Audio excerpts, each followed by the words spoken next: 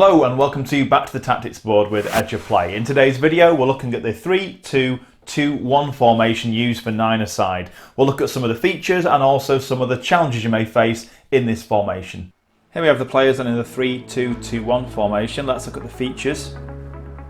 You've got this solid defensive base, your three at the back, your left back, your right back and your centre back, working as a unit, shifting across, covering and supporting, and then in front of that having your two central midfielders to kind of cut off the balls through the middle there, protect you, screen you, give you some extra support. That makes quite a strong defensive base to base this team around. You've got plenty of triangles and diamond angles of support in this formation. We're just dragging the shape here with your keeper playing out from the back, being able to go left and right through the centre, and then your deep midfielder, both your midfielders linking up in those areas as well, one each side. So you've got a natural balance to be able to build from the back in this system. And you've got that W passing option as well to be able to play beyond the player, get them turning back towards you into here, and as you do, the ball played back and forth can get a team moving backwards and forwards and not being able to intercept and get on the ball. Naturally as well, a team, when you play around them like that, play beyond them, they tend to drop as a unit. As you play back the other way, they then don't press that direction with as much ferocity. So you gradually, as you do those balls beyond the team and back and beyond and back, they drop as a unit, giving yourself more space to play in. You look to the channels as well. You've got your midfielder linking with your side defender and your more advanced player in this pocket of space here. Same on both sides of the pitch. So that can be there as you move up the pitch as well. That can continue where you can have this little group, this little unit of players working together to build down one flank and this unit working together on the other. You've also got the more advanced positions as well for that diamond support there as well. Your two midfielders, your central defender, and then your forward dropping into this area, receiving it, even being a false nine, because you've got the two attacking mids who can then run in beyond. That could also be quite effective as well. Another real positive for this system is you've got the width at the back with your full-backs and your side defenders there, but you've also got in advanced areas as well, where your two there can be either come into these pockets here and acting like a number 10, an attacking midfielder or a side forward, and then also getting into the wings as well. You should have good width in this formation. The players here, the 7 and the 8, can either act as attacking midfielders but picking up the half spaces, so for show that the zone 14 kind of area, when you're on the attack and you've got a team pegged back, your attacking mids there can be in these positions here, either side of your 9, trying to make it difficult for an opponent to track them and pick them up. Getting on the ball, turning, and you're in shooting range straight away. You know, the positive for them being in this area is if the opposition deep midfielder, let's just put a player in there, can then be caught between who to cover. And because you have two deeper midfielders as well, you can be looking to work the ball back and forwards into these little pockets of space. If you can't stretch the opponent though into these areas, then their wide defenders can stay more central. You know, it's only when you can get that support, whether you have an attacking fullback that does this, or whether you have one of your midfielders who occasionally pulls into these areas to link up. That's what can then drag the fullback away and give more space to your attacking midfielder. But equally, you'll want these players as well to sometimes act as wingers. So it may be that one at a time, you know, the ball's working its way from the back into this channel and 7 really pulls wide, and that can be hard for the fullback to deal with because the player will have moved in from this area into a wide area instead of already being there.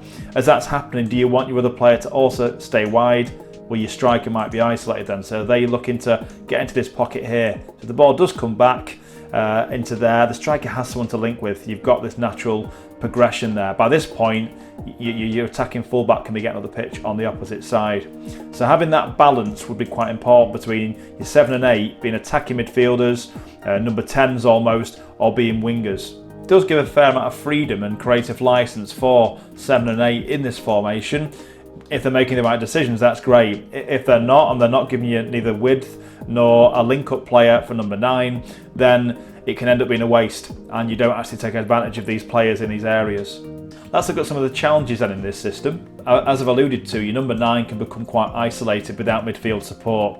Be that from one of your deeper midfielders getting forward to be there for them, or one of your 7 or 8 giving you that mixture of width but also a player to drop the ball back to. A player also to run in behind the number 9, so the man can drop in, get on the ball and lay the ball back, and the number 8's run here would drag a defender away. So you need movement, you need support for your number 9. You'd need clear instruction for your 5 and 6 in this system. Yes, it might be good for building from the back, but once the ball goes forward, if both your 5 and 6 have dropped in to work with your back 3 here, even if that's a case of your fullbacks pushing on a bit into this area, if these players are working together to get the ball from the back and these players are pushing on more, the danger is there's a big gap between here and here. And you don't get support for your more advanced players. So a 5 and 6 is one dropping in and the other one looking to push further forward. As the ball gets switched, maybe they drop in to help this other player get into these gaps. So we're not allowing the gap between your attacking midfield and your deep midfield to get too big. Because you're having these advanced players in this attacking midfield kind of area, as well as your striker, there'll be times when your midfield can be overrun. So if one has cleared out and doesn't get back quickly enough, you're asking a lot of your defensive midfielder there and a lot of space either side of them for an opponent to exploit. So 5 and 6 will need to work together well. At times choosing when to be close together to make things compact, and at times choosing when to kind of get out of each other's way and let one player go in and link up the play, the other player then pushes forward to connect those two units, that defensive unit and that attacking unit. If the 7 and 8 move inside too much, yes, that can be great in terms of finding interesting bits of space within shooting range, linking with your 9. If the fullbacks for the Blues here, if they have 3 at the back, if the fullbacks have nothing to deal with out here and out here, then they can go tighter to the man. There might be times they even go right in and mark the opponent there when the ball's this side. As it gets switched across, the 2 goes in.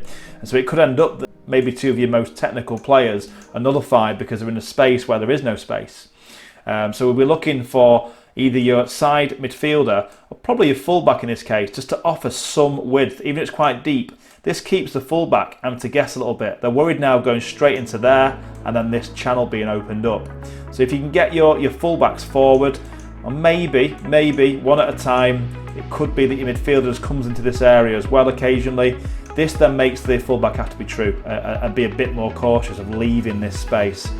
Once that happens, that's when you can be getting the ball on the half turn, driving at a team. You've got options for shooting, linking with your striker, or playing in the player that's moved to the channel.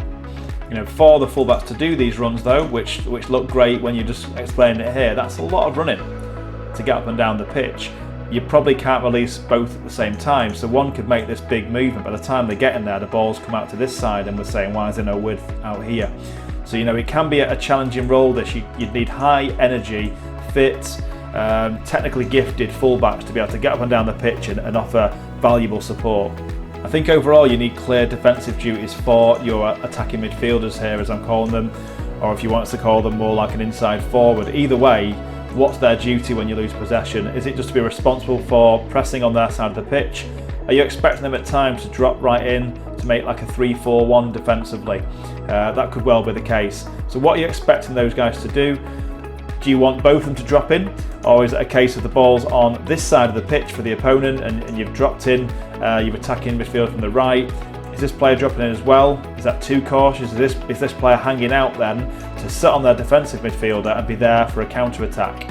As the ball got switched across, if it came in and across the other way, you're expecting this player to drop in now, and this player can then just go into this little pocket of space. For that reason, this formation could be good.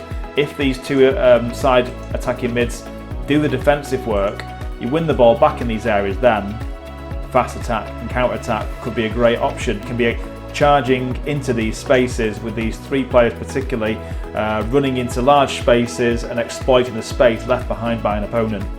If you want to relate this formation to 11-a-side for your players to carry on developing after 9-a-side, I'd say it's a lot like the 4-2-3-1. You've taken away one of your centre-backs from that and your number 10, if you like, and you've still then got a lot of the things going on. You've got those 4 lines through the team. You've got the 2 midfield players, one perhaps really holding, one sometimes pushing on and being the link player, and that's why your 7 and 8 are mixed between those wider roles and coming in to link up with 9. So they're kind of doing a mixture of those 2 jobs between them to ensure the central options there and the wide options there as well.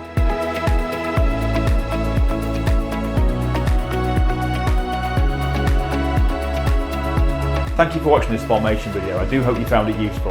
For more videos for 5-a-side, 7-a-side, 9-a-side and 11-a-side formations, go to the tactics section at www.edgeofplay.com.